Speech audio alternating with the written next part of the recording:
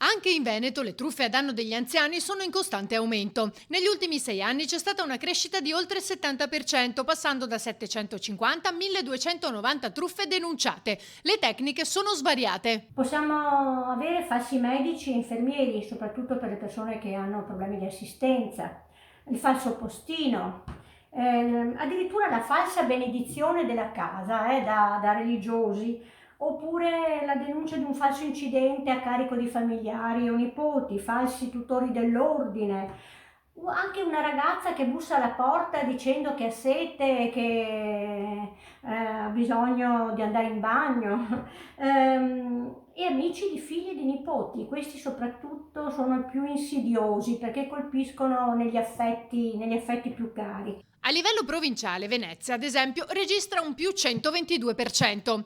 Il truffatore approfitta o tenta della debolezza degli anziani, soprattutto se soli e molto in là con gli anni. Spesso il raggiro funziona, qualche volta no, ma bisogna essere molto accorti. Quello che resta di queste truffe è la vergogna che hanno le persone anziane, la vergogna verso i familiari per essere stati così creduloni, così essersi lasciati veramente abbindolare, e la vergogna verso se stessi. Prima di tutto non fare entrare nessuno in casa.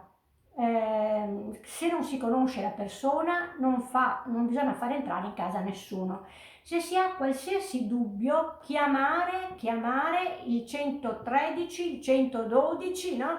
Che sono i numeri sicuri delle nostre forze dell'ordine, e non consegnare soldi mai a nessuno.